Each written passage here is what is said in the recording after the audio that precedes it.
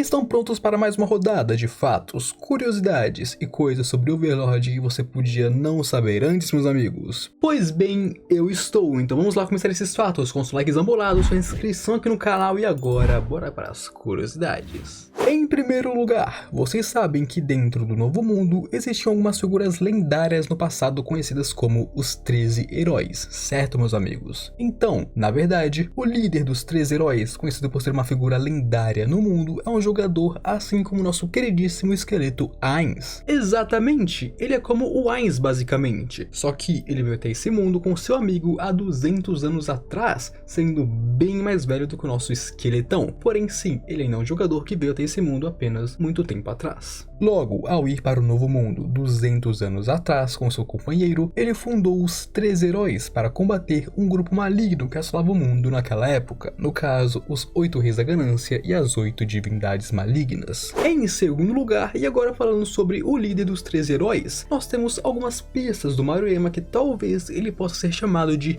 Rico, talvez esse possa ser o seu nome. No caso, nós temos essa pista sobre o líder, pois o Platinum Dragon Lord o usou para se referir a seu antigo líder ou a um jogador específico ao falar com Ainz uma vez durante uma troca e uma conversa que eles tiveram. E tendo em vista que o Platinum Dragon Lord é conhecido sim por ter sido membro dos 13 heróis naquela época, isso pode muito bem significar que Rico era o nome, ou pelo menos o apelido do famoso líder dos 13 heróis ou do seu companheiro. Em terceiro lugar, em Overlord existe uma criatura chamada Skeletal Dragon, que é um morto-vivo extremamente poderoso que imita a forma de um dragão, sendo um dragão esqueleto. Pelo que parece, esse poderoso morto-vivo pode sim aparecer dentro das planícies de Qatsi, que como sabemos muito bem é o lar dos mortos-vivos dentro do Novo Mundo. Como eu já falei em alguns vídeos atrás, não lembro qual exatamente, antigamente as planícies de Qatsi eram basicamente um campo de batalha entre o Império Baharuf e o reino de Restizi, onde lá aconteciam todos os anos batalhas sangrentas e gigantescas. E por isso, por causa de tanta morte, infelicidade e tudo mais acumulado, as planícies se tornaram um ninho de mortos-vivos, um spawn de mortos-vivos natural, onde os mortos-vivos apenas nascem, aparecem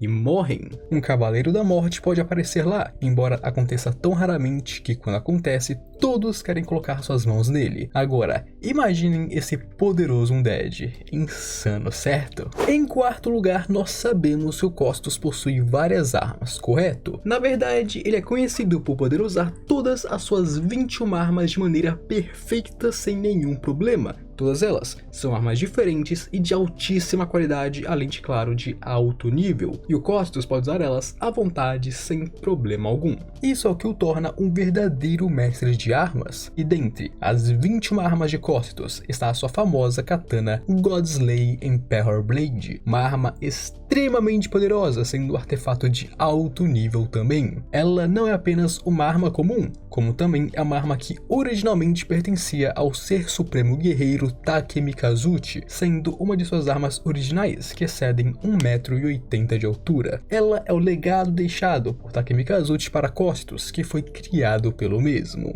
Em quinto lugar, e ainda falando na katana Godslaying, o Costos valoriza tanto essa arma por ter sido anteriormente usada pelo seu supremo, que ele quase nunca usa ela. São poucas as vezes em toda a obra que ele chegou a sequer pegar ela. O Costos apenas usa essa katana e desembainha ela perante aos oponentes dos quais ele tem o maior respeito possível. Você tem que ser digno para lutar contra essa katana nas mãos do Costos. Apenas aqueles que o Costos considera os guerreiros mais honoráveis, respeitados e, claro, dignos podem ser usados contra essa espada. Pouquíssimas pessoas chegaram a ver essa espada desembainhada e, claro, como seus inimigos. Afinal, nenhum deles sobreviveu para contar história. Em sexto lugar, vocês sabiam que esse orbe vermelho dentro das costelas do Ainz, na verdade, é um item mundial? Em muitas histórias diferentes por aí, você sabe que para se tornar um Lich, você deve separar sua alma em duas, no caso, criar um Phylacteal, Filátil, não sei qual que é o nome, mas é tipo uma bolinha, um orbe que contém parte da sua alma. Assim, enquanto esse orbe existir, o Lich será basicamente imortal, pode destruir o corpo dele, mas o orbe vai regenerar seu corpo e, claro, repor a parte faltando em sua alma. E é por isso que Lichs normalmente são imortais. Porém, aqui as coisas são um pouco diferentes. O Ainz é um Lich, mas calma, eu vou explicar. Essa não é sua força vital, e sim um item mundial, que é guardado e protegido pelo Supremo e, claro, equipado equipado pelo mesmo. Em sétimo lugar, e continuando a falar sobre o Orbe Vermelho, esse é um detalhe que vocês podem ter deixado passar, mas durante a luta do Ainz contra o Platinum Dragon Lord, o Ainz não tinha o seu Orbe Vermelho equipado. Vocês sabiam disso? Vocês perceberam que o Orbe Vermelho não estava ali no meio das suas costelas? E essa foi a maior dica para nós sabermos da revelação, que não era o Ainz lutando, e sim um Pandora Zactor o tempo inteiro. Então, para aqueles que não perceberam ou pegaram a dica, fica aí a dica. Para separar o Ainz do Pandora Zactor na forma do Ainz, apenas olhe para o item mundial, o Orbe Vermelho dentro de suas costelas. Caso ele não tenha, ele é o Pandora Zactor, ou talvez por algum milagre divino, o Ainz possa ter colocado o item mundial dentro do Pandora Zactor como algum tipo de recurso ou não sei o que. Eu acho muito difícil isso acontecer, mas poderia supostamente acontecer, talvez. Mas sim, o Ainz tem e o Pandoras não. Essa maneira de separar os dois quando estão da mesma forma.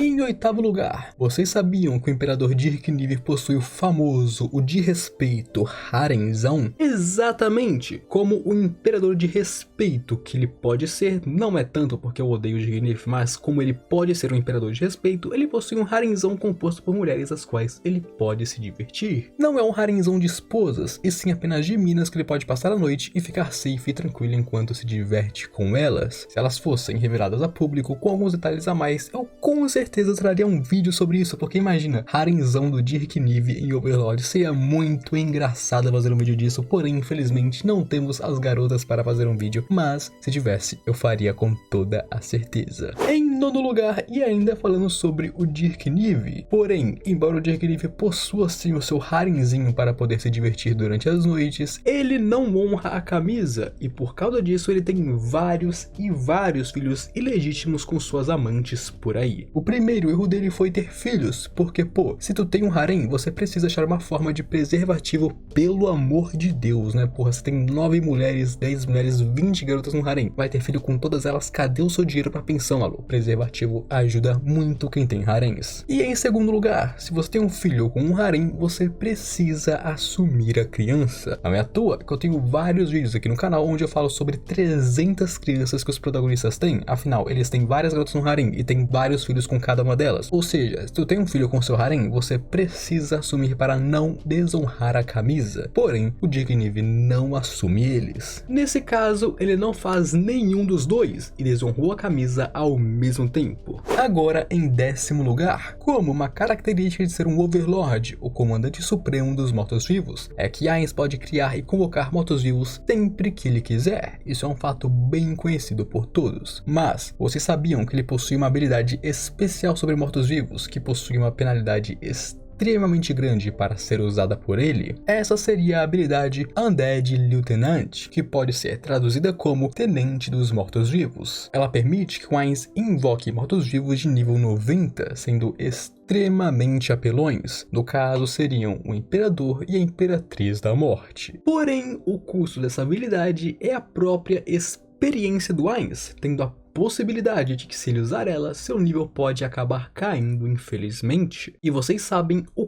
quão importante é um nível em Overlord, principalmente porque quanto mais alto for o seu nível, mais difícil será recuperar ele e subir de nível novamente. Por isso, essa é uma habilidade de grande risco e grande retorno para o Ainz. Ele não usa ela, mas caso use, ela vai valer a pena. Em 11º lugar, vocês se lembram do confronto entre a Shalltear e o Braynon Glaus? Eu sei que isso já aconteceu há muito tempo, mas tem uma coisa bem interessante se você parar para pensar bem. A Shalltear é uma nível 100, sendo uma das guardiãs mais poderosas de toda a tumba de Nazarick. Pouquíssimas pessoas podem se igualar a ela em poder puro, poucas mesmo. Ela é muito balanceada, tanto em defesa quanto em ataque. Porém, durante o confronto dela e de Brain, ele conseguiu o feito de cortar uma de suas unhas. Sim, ele conseguiu tirar parte do corpo da Shalltear com um de seus ataques, o que é muito surpreendente. Mas a melhor parte ainda é, esse ataque que ele usou para cortar a unha dela se chama Cortador de Unha, que ele deu justamente por conta de ter cortado a unha dela. Fala se o cara não é debochado, leva um pau, mas ainda zoa. Esse cara é dos meus sem sombra de dúvidas. Em 12º lugar, se você assiste Overlord, você conhece o famoso Anel de Aiz-Urugon, certo? Ele é um anel especial da tumba de Nazarick, que dá acesso a quem tem ele a diversos benefícios e acesso ilimitado a todos os andares e tudo mais. É um anel muito bom que poucas pessoas dentro da guilda possuem ele. Originalmente, ele era para ser de todos os seres supremos de Nazarick, no caso para os jogadores que entravam na guilda. Porém, conforme eles saíam no jogo, eles sempre devolviam o anel para o Ainz. E no fim de tudo, bom,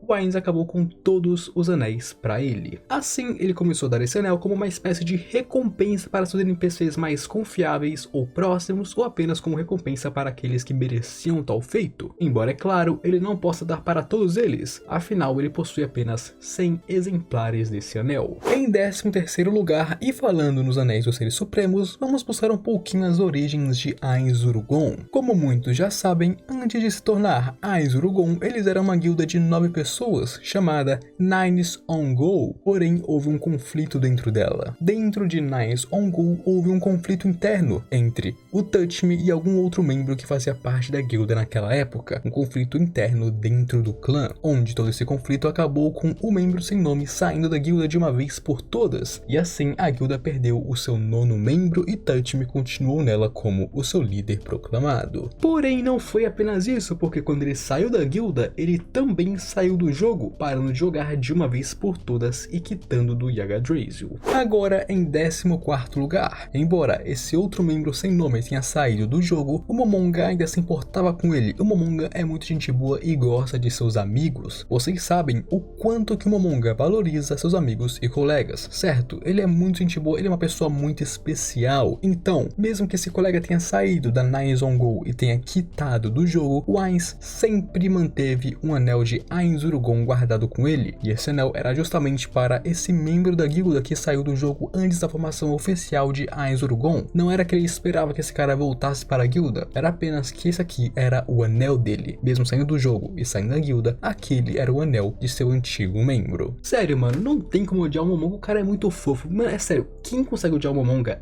é um monstro sem coração, não tem explicação para isso. Em 15º lugar, e agora entrando em Nazarick, já sabemos que a Aura é uma domadora de monstros especializada, certo, meus companheiros? Porém, ela também é limitada pelo número de bestas que ela pode domar por causa de suas habilidades. Usando suas habilidades de classe e tudo mais, ela possui apenas um número limitado que pode ser domado. Porém, caso ela recorra à moda antiga com o famoso chicotão e petisco, ela pode fazer qualquer besta se submeter a ela, sem a necessidade de usar suas habilidades. E embora esse método, na verdade, é bem falho, porque subjugar um monstro à submissão não o tornaria tão leal quanto uma habilidade o torna. Ou seja, assim a Aura pode sim usar tanto suas habilidades quanto não usar elas para subjugar monstros, embora, é claro, ambos tenham seus prós e contras. E agora por último, em 16º lugar, indo para nossa queridíssima Albedo, porque não pode faltar curiosidades sobre a Albedo, certo, meus amigos? Em um dos episódios do anime nos é revelado que a Albedo possui um botãozinho em sua cabeça, que quando apertado faz com que ela entre em seu modo de ataque frenético e tudo mais. E esse botão seria uma referência ao recurso Battle Royale de outros jogos e essas paradas. Embora, é claro, isso seja apenas uma comédia, tá? Não levem tão a sério, tipo, porra, tem um switch ali na cabeça dela. Não, não é bem assim. É uma comédia, é uma coisa engraçada e tudo mais. E com isso nós meio que temos uma explicação engraçada, obviamente, humor, para as alterações de humor da Albedo. Afinal, vocês sabem muito bem que uma hora ela está calma, tranquilinha, e outra hora ela está uma besta raivosa pronta para devorar qualquer pessoa na sua frente. Ou seja, sim, a Albedo tem meio que um switchzinho em sua cabeça que troca seus humores e, claro, coloca ela no modo frenético de batalha. Muito engraçado isso, certo? E antes de encerrar, se você gosta de Overlord e anime de Isekai e fantasia, considere se inscrever aqui no canal. Eu tenho muito conteúdo que você pode acabar gostando. Deixe o likezão também que me ajuda muito e, claro, compartilhe se você quiser me apoiar. E agora, eu fui.